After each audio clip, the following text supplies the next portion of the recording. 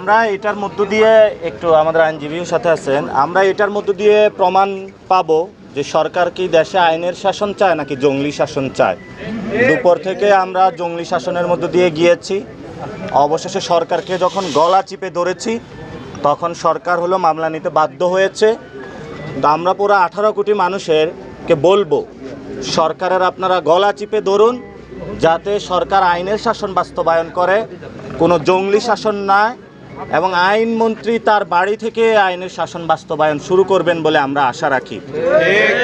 স্বরাষ্ট্রমন্ত্রী দেশে বিভিন্ন জায়গায় কথা বলছেন, কিন্তু থানার যে পরিস্থিতি, তার থানাগুলো ওনার ভিজিট করা প্রয়োজন।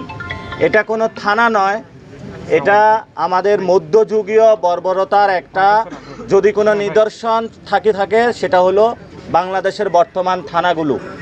এটা নির্যাতিত মানুষের জন্য আরও অভিশাপের জায়গা।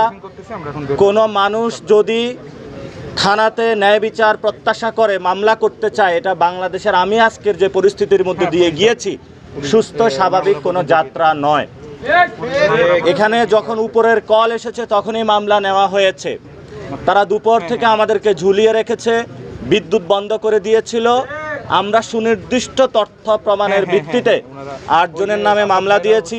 এটি ছিনতাইয়ের মামলাও আছে সেখানে, কারণ আমাদের ক্যামেরা, মোবাইল সব কিছু তারা চুরি করে নিয়ে গিয়েছে। এবং আমরা আশা করব উত্তম এবং ন্যায় বিচার পাব। সরকার আইনের শাসন প্রতিষ্ঠা করবে, কোনো জঙ্গলি শাসন বাংলাদেশে প্রতিষ্ঠা করবে। আমি আশা করছি ন্যায় বিচার, এবং ন্যায় বিচারের জন্য আমরা লড়ে যাব, সর্বোচ্চ লড়াইটা করব। আমরা দেখবো এরপরে যে আমাদের জাস্টিস সিস্টেমটা, আমাদের তো আসলে সদ্যই দেখলাম যে সুপ্রিম কোর্টের যে হচ্ছে বিষয় আমাদের হচ্ছে ছিল সচিবালয় ছিল, সেটাকে বিলুপ্ত করা হলো, যেটা বিএনপির 31 দফার মধ্যে ছিল। বিচার বিভাগের স্বাধীনতা রক্ষার জন্য তারা যেই প্রতিশ্রুতি দিয়েছিল, সেই প্রতিশ্রুতি তারা নিজেরা এখন ভঙ্গ করছেন।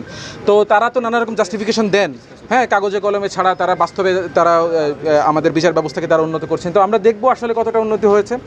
তাদের দলের অফেন্ডার, হামলাকারীরা আইনের আওতায় আসে কিনা, সঠিক বিচার তাদের বিচারের সম্মুখীন তাদেরকে করা হয় কিনা, এটা আমরা দেখব।